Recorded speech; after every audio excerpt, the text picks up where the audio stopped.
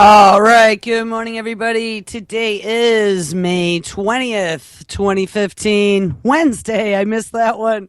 And this is Before the First Cup with Jules here on UCY.tv. Happy Wednesday. We made it at least halfway. This is when the trek to Friday gets tough. I don't know. Wednesdays are always rough for me. I'm already done with the week, and there's still 2 more days to go. It is, if you can even believe it, now that the cold front has passed through, 45 degrees and mostly cloudy here today in upstate New York. It's kind of nippy out there. We actually had very hot and humid conditions for a couple days, and if you'd looked at the way the fronts were nationally, you could actually see that the low pressure system was actually north of the Great Lakes, and so it was letting all that Gulf warmth and moisture in, and it was kind of nice for a few days. Hopefully that wasn't our entire summer, because it could happen that way. All right, so where do we continue? Yesterday we did an episode called Zombies, Psyops, and Monsanto Poison Exposed on MSM. And that was actually a pretty kick-ass interview. Like I said yesterday, I don't usually listen to or watch Coffee Klatch TV in the afternoon with things like the doctors, but I had to give them kudos because they really kicked Monsanto right in the teeth. It was awesome. And with the March Against Monsanto globally being this Saturday, don't forget about it. There are lots of places to find out where there's a march near you. I am pretty certain that march-against-monsanto.com is still out there. And you know what? Let me verify that because that was the original site. March-against-monsanto.com. It's not out there. Oh no. Well, while we're playing a clip, I'll have to find it. But that used to be their link. Well, that totally sucks. Oh yeah, march-against-monsanto.com. There it is. Maybe you need to put the www in front of it. There it is. Or I typed it wrong. But I found it. So all the news, the events, information, it's all out there on that site. And if you are interested in finding an event near you this Saturday, that would be the place to go. There's all kinds of information. It'll tell you where to go and at what time. And you know what? If there is anything right now that we're making inroads on, it is against Monsanto. And when you start looking at how steadfast they've fought tooth and nail to fight labeling, and then you take a look at some of these international trade agreements. We talked about them yesterday, the TPP and TPIP, the European one. You know, that is going to further this agenda of food coming into this country without labels on them. You know, I keep telling my parents when I see them purchase that vacuum packed chicken breast, I'm like, vacuum packing means that it's not necessarily fresh like it would be sitting in your meat cooler. And I mean, I know even if it's not farm fresh, so we're going to have antibiotics or whatever nanotech in it without being organic meat. But hey, there's like an interim step there. But once you start talking about vacuum packed meat, that meat could have come from anywhere. And that shit I won't touch with a 10-foot pole. Anyway, back to the episode from yesterday. So we talked about, of course, them utilizing fear, and much more fear to direct us in the directions that they want us to go. Dog flu, bird flu. Those were two things that we've been following. We saw yesterday that we now have a potential dog flu epidemic that has spread to Texas. Well, here we go. As I saw a story yesterday afternoon. Now the dog flu marches on. Dog flu is now reported in central Ohio. Newark, Ohio. A central Ohio veterinarian is warning pet owners after a case of canine influenza sickens a puppy. Dr. Jody Hauser runs the Newark Animal Hospital located on McMillan Drive. And an April lab test confirmed a West Highland Terrier in her care had the new H3N2 strain of dog flu. Remember, people, we had kind of looked at this and that whole oxytocin connection that they've discovered conveniently right around the time they discovered the dog flu, how animals, dogs in particular, have learned to bond with us like children. And then right on the heels of that, we had this doggy flu that they're recommending we run out and get our doggies vaccinations. And the doggies can't come to doggy daycare. We saw that too in Chicago, unless they're vaccinated. Again, this is just pounding home this mandatory vaccination story. I really think that's a lot of what is behind this. It says a recent outbreak of the virus in Chicago sickened more than 1,000 dogs and killed 5. Now, and we read in some of these stories too where most dogs are asymptomatic, but they can be disease vectors. So I think they're saving that ace up their sleeve for later. We saw that actually in the Ebola case, right? And then we saw, I looked yesterday, the pneumonic plague that had been in prairie dogs. Actually, I couldn't remember the animal that got it in Colorado, but it happened to be a dog. A dog that they think for the very first time ever, at least in the last 50 plus years, had infected humans on U.S. soil. Anyway, so this vet says, I never suspected I would get a positive test. So when I did, I really kept looking at it to make sure what it was. Jim and Linda Lucas of Newark purchased the dog from a woman in Minerva, Ohio.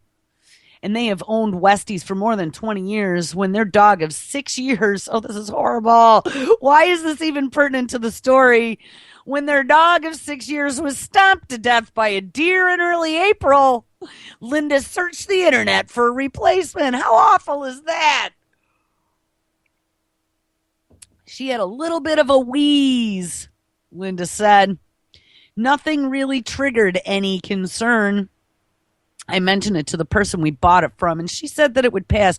I mean, if anyone's ever adopted an animal from a shelter, you know that they get that kennel cough. I think one article at the very beginning had mentioned kennel cough. You know, when my most recent cat, which was probably 8-9 years ago now, I adopted her from a kennel, or not a kennel, a shelter. And all my cats actually ended up with that kitty kennel cough. For about a month, it passed through, and then they all became immune to it, you know. So, or at least if it was a cold, they all got over it. But nobody died. But, you know, what's interesting is when you start looking at the dog flu symptoms, and we mentioned this yesterday, that the symptoms are just so vague, you know, like watery eyes, sneezing, maybe a little bit of a fever. I mean, it could be so many different things. And when you go back, you know, I'm just thinking back to last summer when Obama passed that Quarantine Act, the executive order about quarantining, and he added things such as pneumonia that could be communicable as one of the quarantinable offenses. But in there, they also kind of made it vague. So it was interesting to me that it really could be used for a large number of purposes if they really wanted to pull the quarantine card. And as we're seeing now with bird flu, I mean, we're quarantining farms left and right. We're calling out the National Guard to foam millions of turkeys and kill them. The culling has commenced. I see a disturbing picture here. All right, let's read a little bit more about the sick puppy. It says, Dr. Hauser thought Katie, the Westie, had kennel cough, but after 2 weeks of treatment, she became suspicious. The canine H3N2 strain emerged in Asia in 2006 to 2007. It is a respiratory illness that can spread quickly among dogs and even cats. There is no vaccine, so they're saying, for H3N2, but in a lot of the other articles, they said, hey, bring your doggy in, though, to get him vaccinated for last year's flu. Even though H3N2 is not in that concoction, it may help. And it says very few veterinarians are testing for the virus. So I love the way they're not even really doing any testing here, yet they're telling us that there's these outbreaks everywhere, but we're only getting these onesie twosies. Again, this is all fear. I am surprised that they're now in this story, this newest story, they're saying there's no vaccine. Because in the beginning, they were really kind of pushing it. There were headlines, get your dog vaccinated. The Lucases say they believe the woman they purchased their dog from was a breeder, but soon discovered that that was not true. Instead, the woman admitted buying the dog from an Amish breeder in Millersburg, located in Holmes County. Oh my God, the fucking Amish. The ones who stand firm against vaccines. Oh, they're going to be the disease vectors now. Oh, I can't even believe they put that in here. They have at least 130 breeding adults. Wow, that's scary, said Hauser. So this is a large breeding facility, and we don't know where all of these puppies have gone. Unlike avian flu, which endangers agriculture, canine flu does not have to be reported in Ohio. Yeah, not yet. Wait, we have a story to go along with this. We won't have to report anything anymore because we'll be surveilled. Dr. Hauser did contact the Ohio Department of Agriculture out of courtesy, and she tells NBC4 that they plan to send someone out to investigate the brackets Amish unbrackets breeder. Wow. She called the Ohio Department of Agriculture. Are they going to go out and now call the National Guard and euthanize the 1,300 breeder dogs? I mean, this is disturbing. So let's call the officials. Even though we don't have a vaccine and we're not tracking it, we have one case of doggy flu, which is a runny nose and some sneezes. And we're going to call the state on the Amish. That's wonderful. The Lucases are warning others to ask questions before buying a dog or a puppy. Why the fuck are you buying a dog to begin with? There are millions of doggies and kitties in shelters that are being euthanized every day because they don't have homes. That really pisses me off when people pay money for an animal.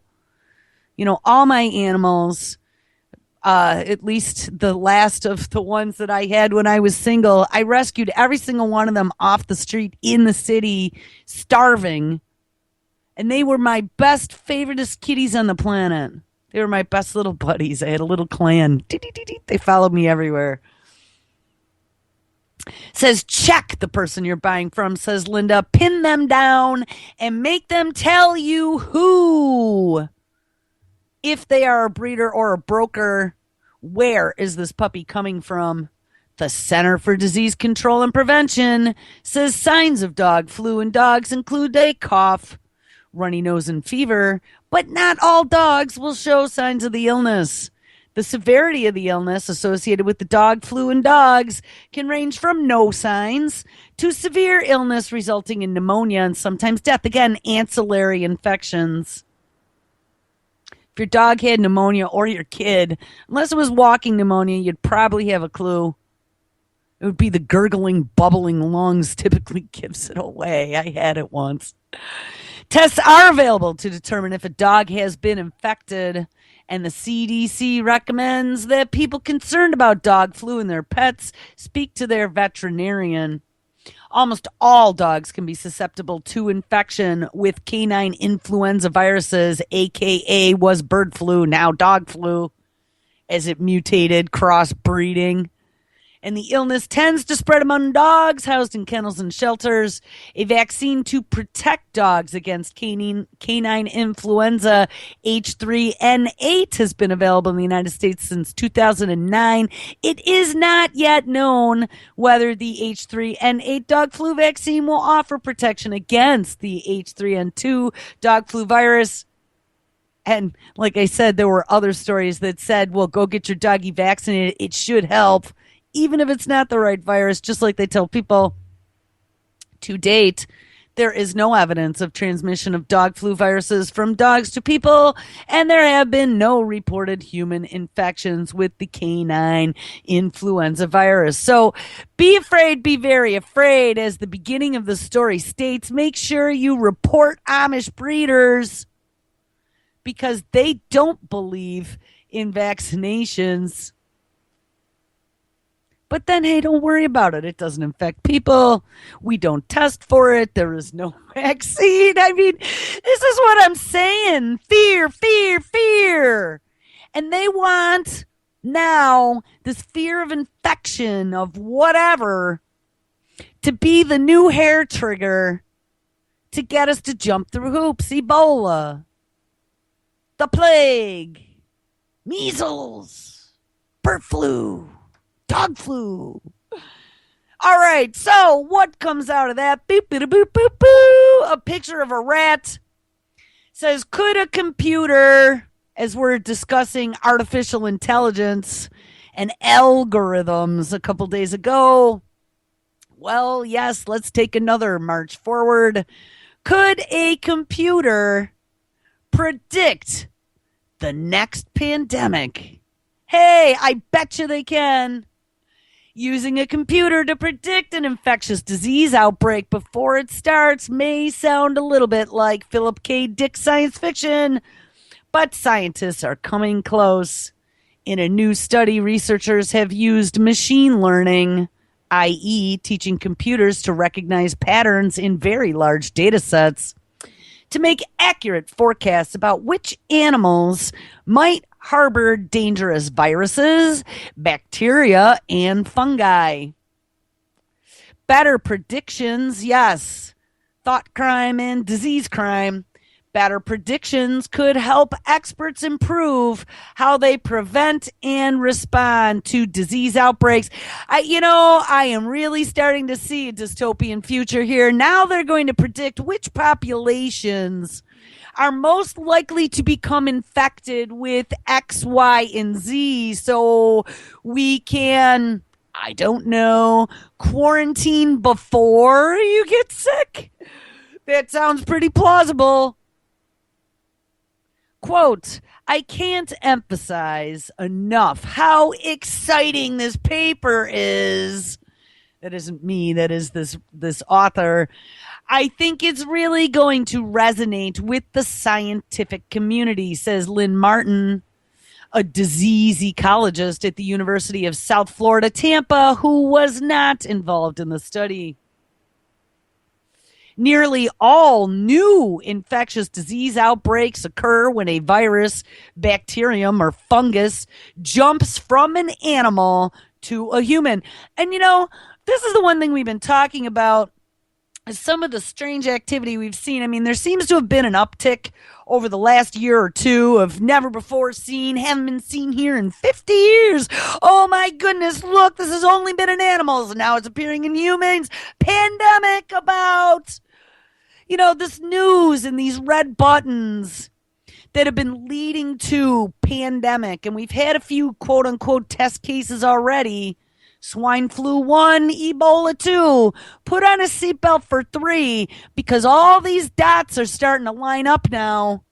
Again, military intervention using National Guard. Actually, last night I was listening to PRI, Public National Radio, or whatever it's called, for about an hour or so.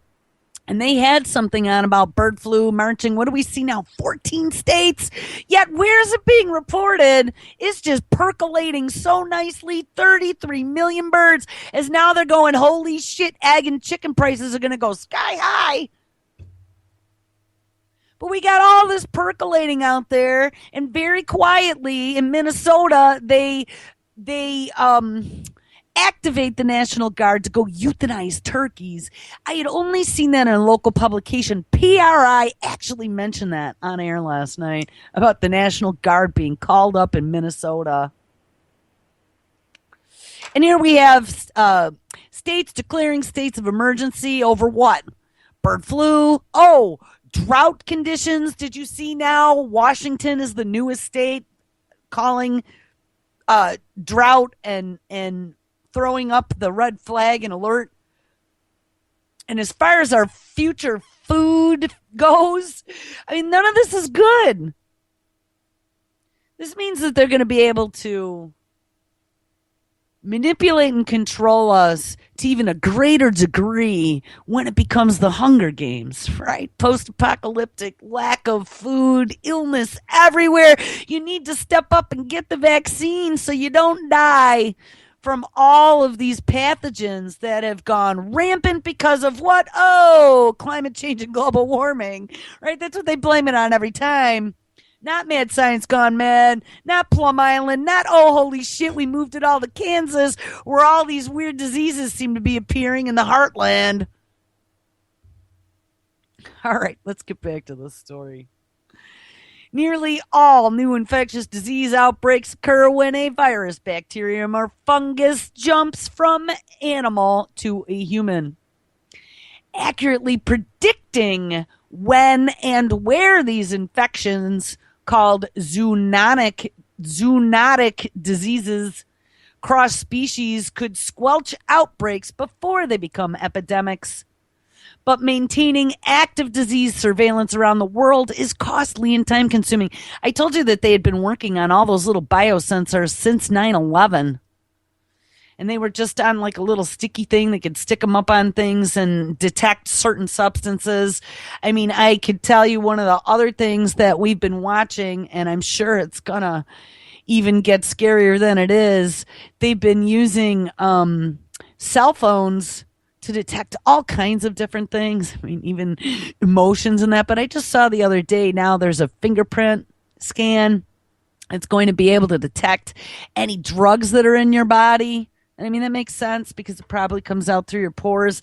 This one in particular was cocaine.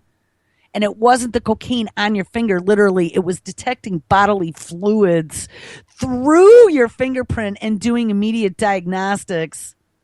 And don't think that that isn't going to happen. Spit in the cup here, please.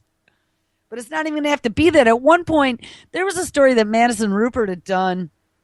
Oh, this had to be 2-3 years ago when airport security was, headline news. And they were talking about a laser that they had. And the laser could scan like even your lips, the story had said, and tell what you had for breakfast by doing a chemical breakdown. I mean, we know that they have satellites. I think there's 2 of them that are deployed around Mars right now. That's what they're doing. I mean, I don't know if they're using a laser or what they're using to actually do the discovery, but they're able to scan the Martian surface and get an entire map of where all the precious metals and resources are. Of course, because mining companies want to get up there as fast as they can as we're starting the quote-unquote Mars colony. But how interesting is that we can actually do it from space and scan and determine what elements are in the soil. So don't think for a second that this surveillance on us, not only looking at chemicals that maybe we've ingested, but also at viruses and bacteria and fungi. Don't think for a second that this is science fiction, because they've already been doing things that are way more complex than this. But what's important about this story is that they want to use a computer to predict the next pandemic. And that's the scary part. Database and algorithms. Accurately predicting when and where these infections, called zoonotic diseases, cross species could squelch outbreaks before they become epidemics. But maintaining active disease surveillance around the world is costly and time consuming. To help narrow that search, a team of scientists has built a computer program to analyze a massive database of mammalian habits and habitats, including the geographic range and reproductive strategies for hundreds of species. Now, how fucking interesting is that? How long is it going to be before the mammalian species of human is in this database? I bet it already is. It would be a guess.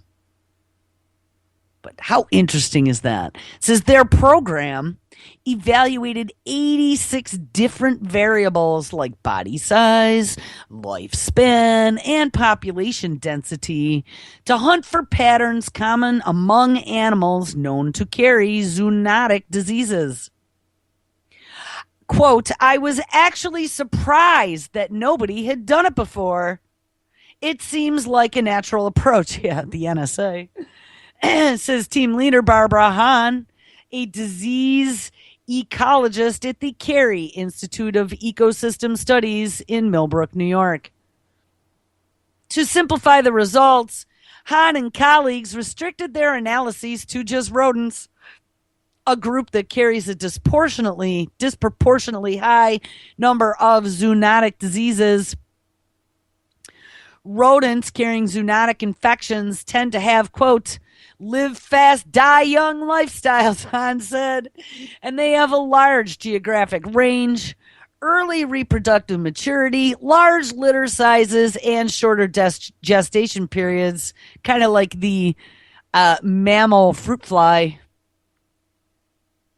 Scientists aren't certain why this lifestyle is common among rodents carrying zoonotic diseases, but they suggest that the fast-paced reproductive cycle may allow the animal to pass on their genes successfully before the disease kills them.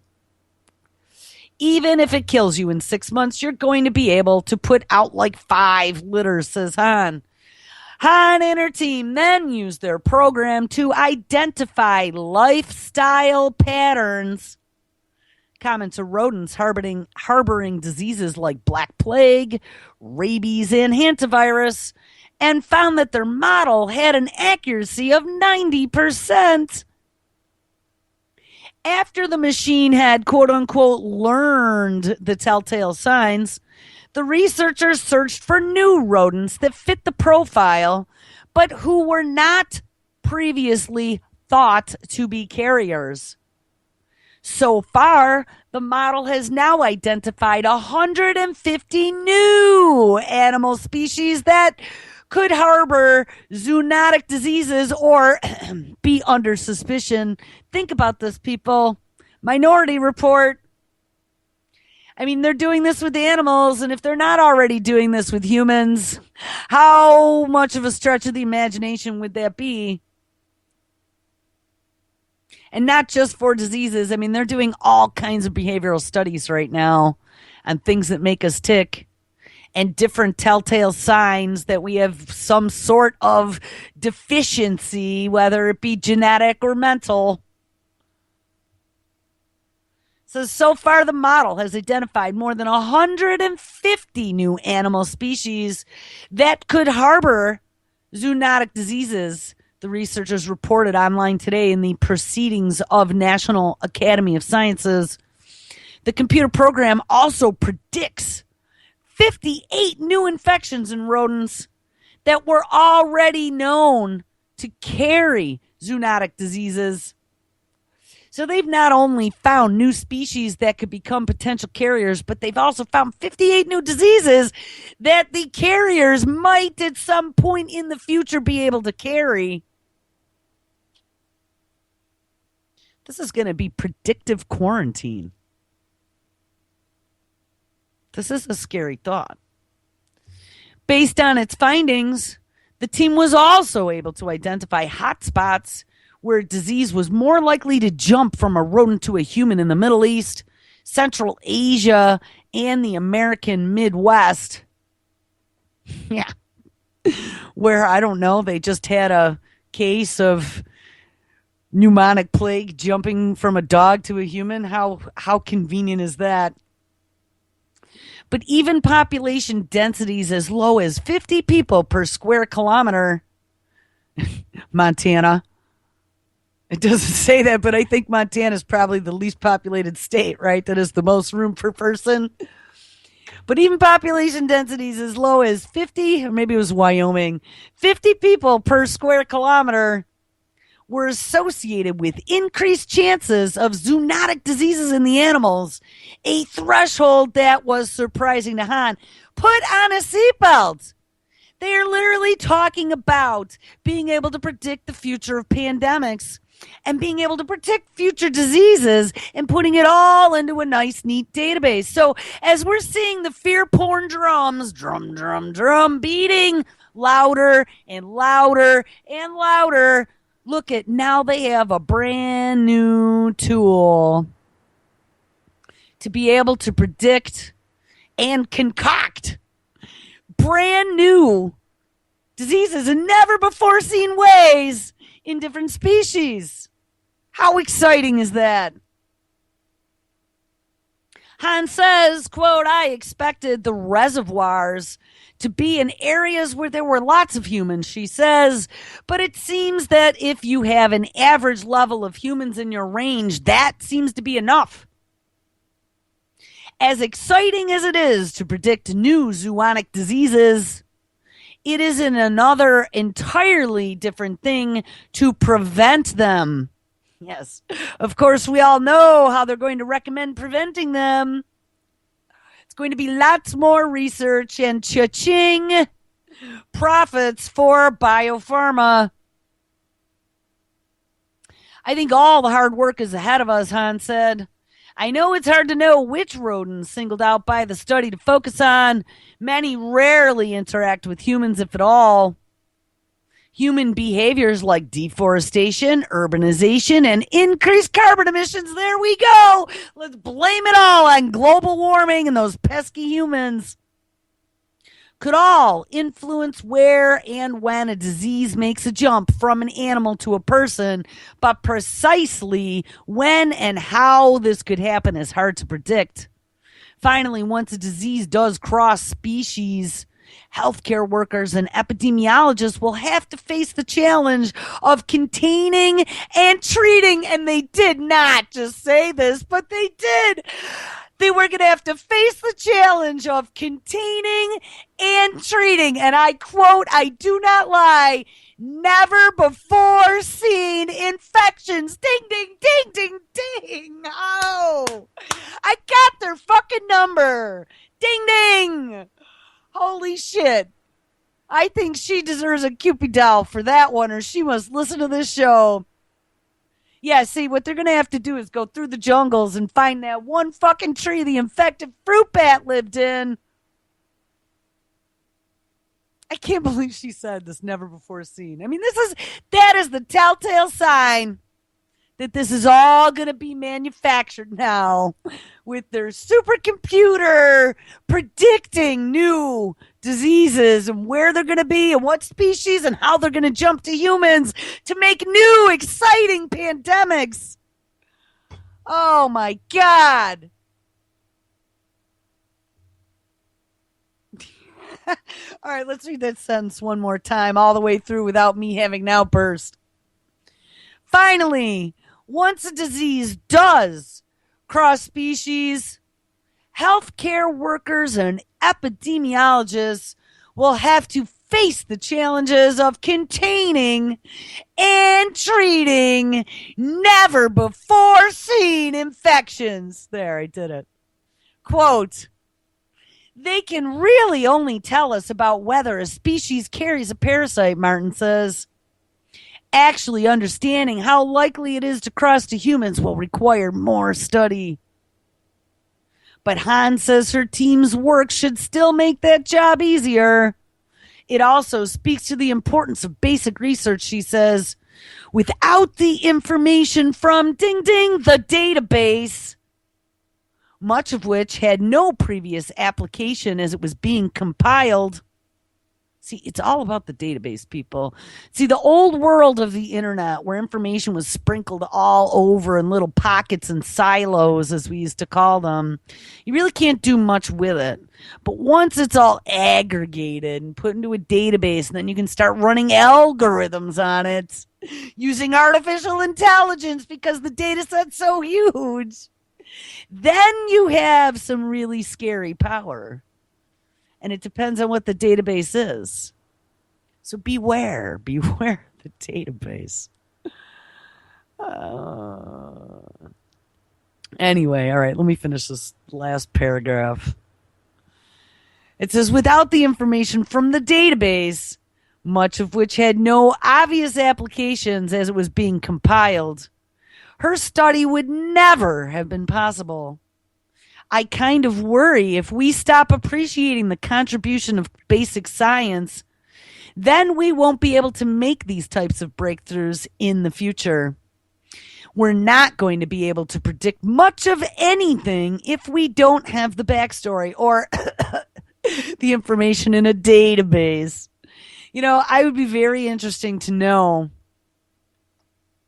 We'll have to read more up on this. I'll have to see if I can find her project name and dig more into it. But I would be very interested to know if they have funding, and if they do, where it is coming from. Because I'd almost guarantee you there's probably some DARPA bucks in there somewhere. Or if not, some big pharma bucks. All right. Where do we go from here? Well, how about one of the other stories we looked at yesterday? We'll add a little bit more. We had actually talked a little bit about TPP, Trans-Pacific Partnership, and the TPIP, the TTIP. It's TTIP. I call it Tippy. affectionately known by Jules as Tippy Longstocking. We have to be afraid, especially when looking at Mad Science Gone Mad and food, nanotech, GMO, and understanding the dangers. And we've done so many shows on just scary, scary stuff. The microbiome and how your gut bacteria is so influential to all of your, not just physical health, but mental health as well. The fulcrum to all of the Western diseases.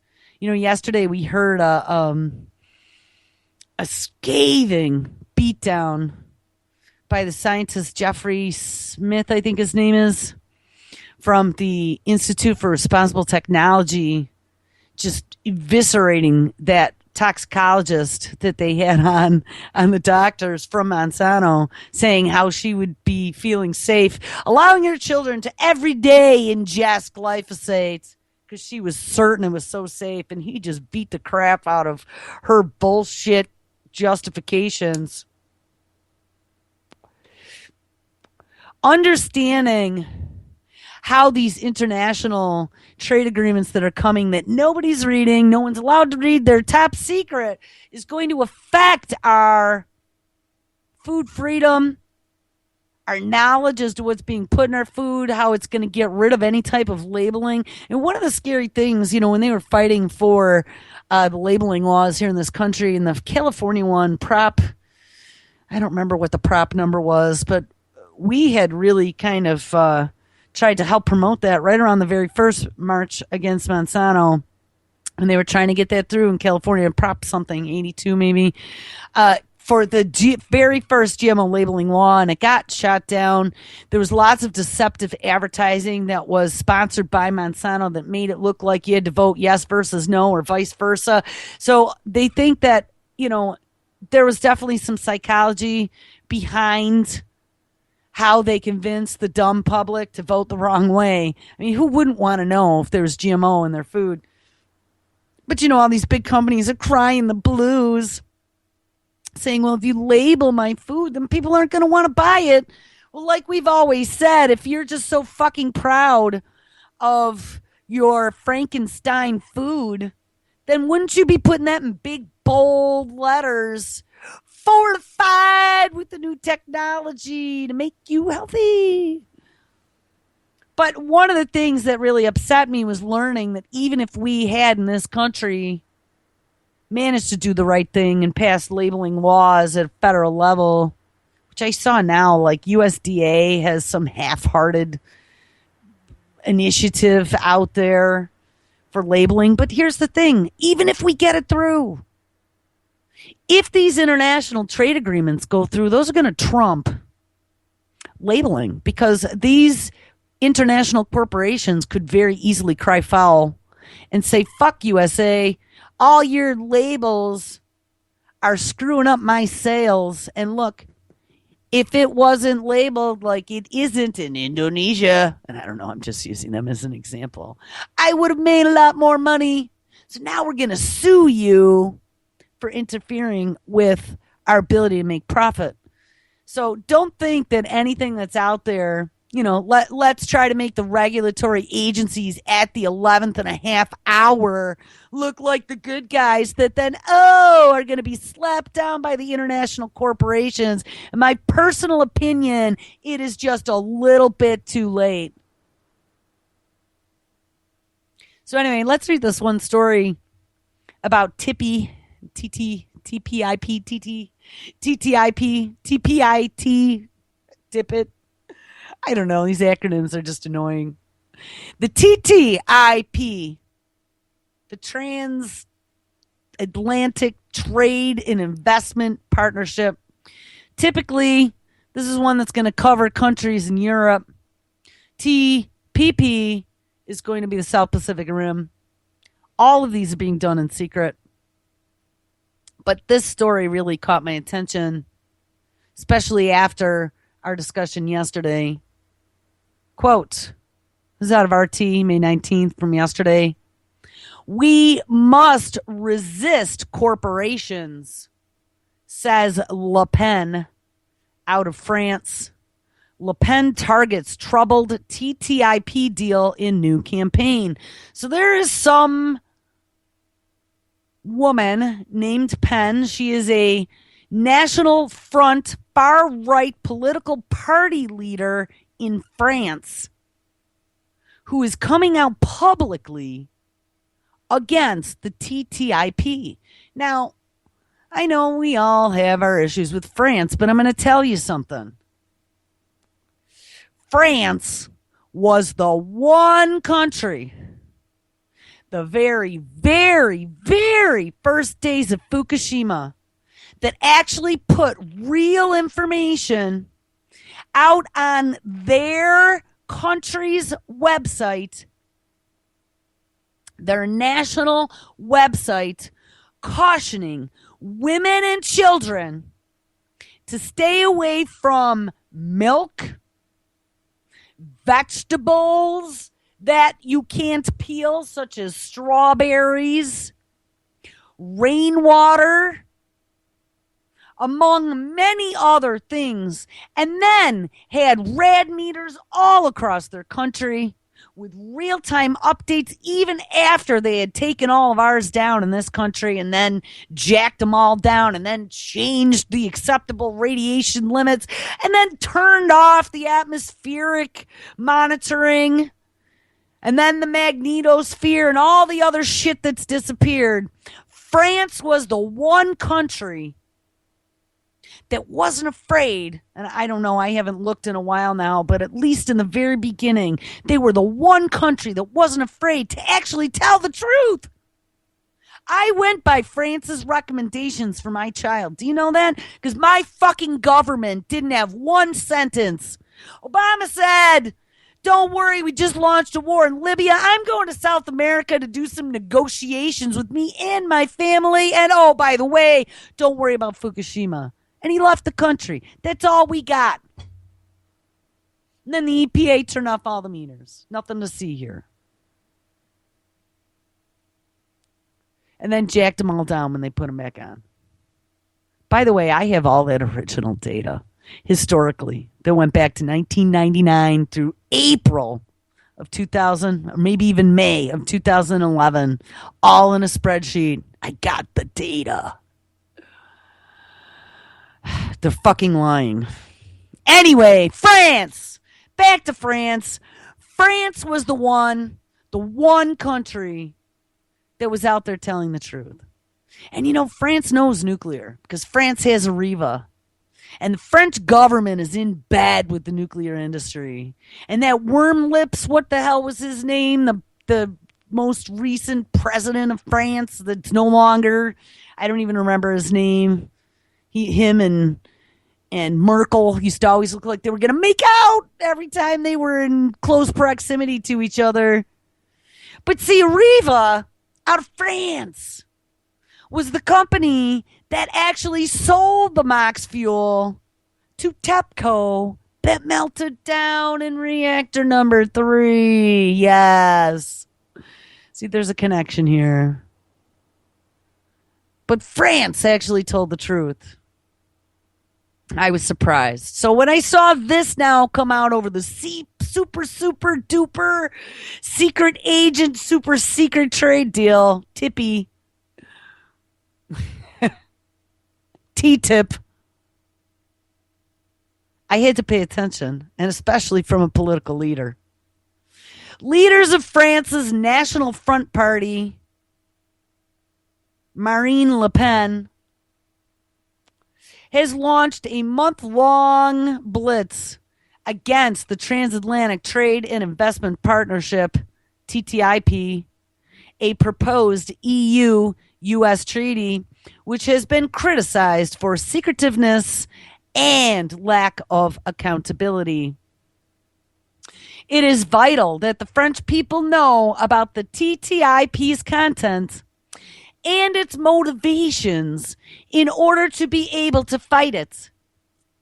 Because our fellow countrymen must have the choice of their future, because they should impose a model for society that suits them, and not forced by multinational companies eager for profits, Brussels technocrats sold to the lobbies, politicians from the UMP party of former president, here we go, worm lips, Nicolas Sarkozy, who are subservient to these technocrats, said Le Pen during a press conference in Paris. Now, she better be careful, because remember what happened to Strauss-Kahn when he tried to put a new fuzzy face on the IMF saying, oh, but you know what? Maybe Libya doesn't have to go with the IMF and they can run with the dinar for international oil trade. Yes, they were both were taken out in that transaction. Since 2013, open-ended negotiations between Washington and Brussels have drawn up the framework for the agreement intended to standardize legislation and bring down the trade barrier between them. And as per U.S. practice, the contents of all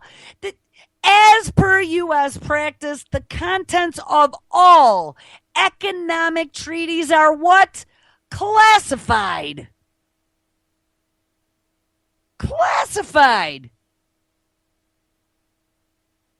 The EU has recently set up reading rooms throughout Europe for officials with clearance.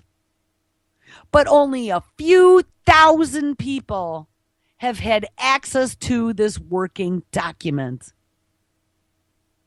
out of the whole EU. Le Pen hit out at the secrecy of the negotiations, which have featured mostly bureaucrats from the European Commission, which is the EU's executive body, and the nebulous quote-unquote stakeholders from businesses and public organizations. As a member of the European Parliament, she forwarded a motion for greater transparency in negotiations last year. But of course, her motion was defeated.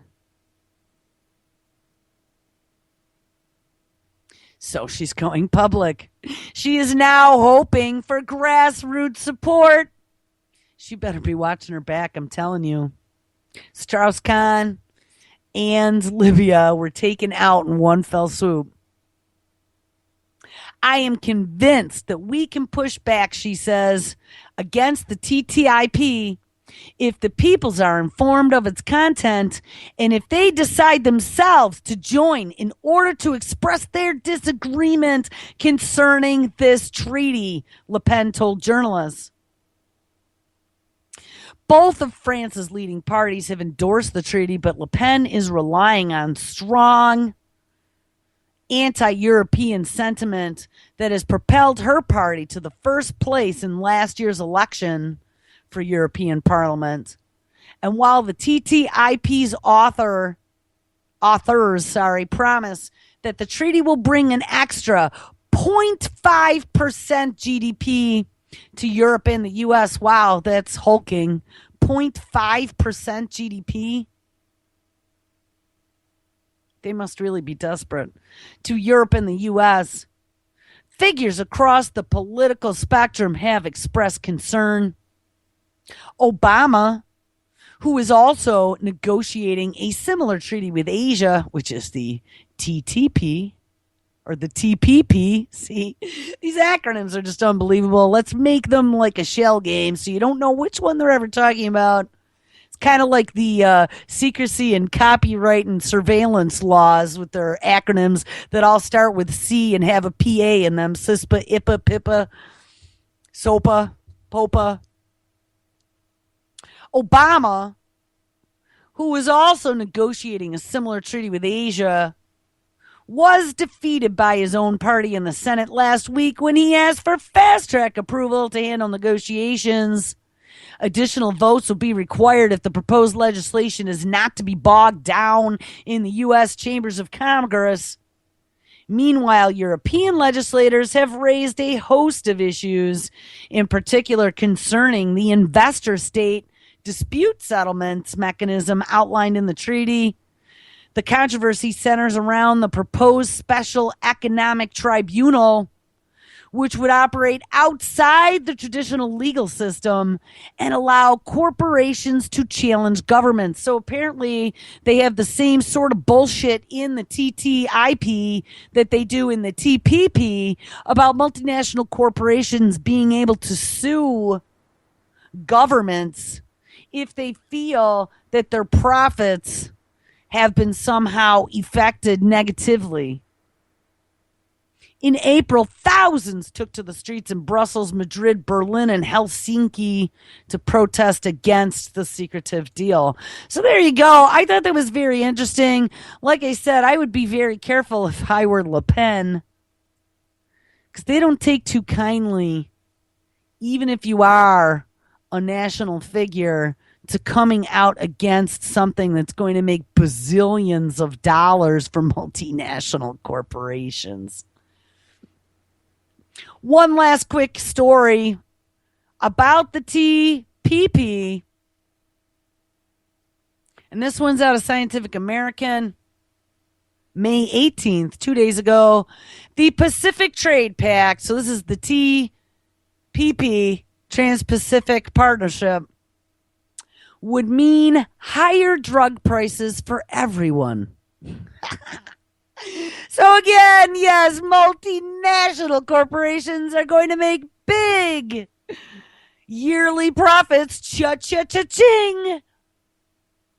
A leaked draft of a trade agreement under negotiation among 12 Pacific Rim countries, including the U.S. and Japan, contains language that could delay the entrance of generic competition for much-needed medicine and keep pharmaceutical prices high, according to the Foundation for AIDS Research, an international nonprofit organization headquartered in New York. The organization is lending its voice to those expressing similar concerns, like the humanitarian organization Doctors Without Borders. Although details of the proposed Trans-Pacific Partnership, or TPP, have been kept confidential, notice how they say that, or secret, leaked texts of the treaty have offered some clues, such as its embrace of intellectual property protections that go further than previous trade agreements and expanding the existing intellectual property protections on pharmaceutical products. The AMFAR, which is that group, Foundation for AIDS Research, said in a new report released on May 8th. Overall, They argue that access to affordable generic medicines for diseases like HIV, AIDS, cancer, and tuberculosis will be compromised by these new avenues for pharmaceutical companies to extend their intellectual property protections beyond current international requirements. And this would especially affect low to middle income countries where these drugs are especially needed. Yes, and senior citizens where these drugs are especially needed, and brand name pharmaceuticals are prohibitively expensive. Can you say protecting their future cash cow of mad science gone mad precision medicine?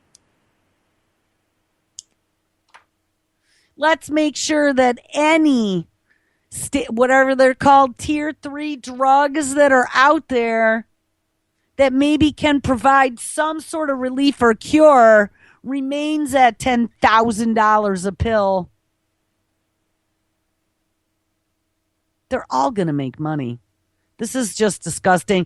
I mean, I have issues with generic drugs. They've been finding that a lot of those generic drugs, even though they may be chemically similar, aren't potent as the initial ones. And I believe there are also laws protecting the companies that make generics from lawsuits. We actually dug into that back in the days when Zori and Lady Pitbull were on the show. There were definitely protections for corporations that provided generics. But just how underhanded is this? Let's make sure. And remember, too, those international intellectual property protections aren't just going to be for drugs. The TPP is going to clamp down on all kinds of copyright protections. And the internet as we know it is going to go bye-bye. Says, in addition, the report refers to data exclusivity. Say that 3 times fast. Prohibiting drug safety regulators from using existing clinical trial data to give market approval to generics or biosimilar versions of the drugs. So while generic companies would have to develop their own clinical safety data, they say they may not be able to do this because of ethical concerns carrying out medical research on patients when existing clinical trials have demonstrated benefits of a new treatment. All right, guys, time is up. It is Wednesday. Make sure you stick around tonight live. Josh with Anti-Tyranny News, the boys from New York with the Continual Condition, Truth or Talk Radio with April and Burstein at 9, and Anti-Media with Nick Barnaby at 11. Everyone have an awesome Wednesday, and we will catch up with you tomorrow.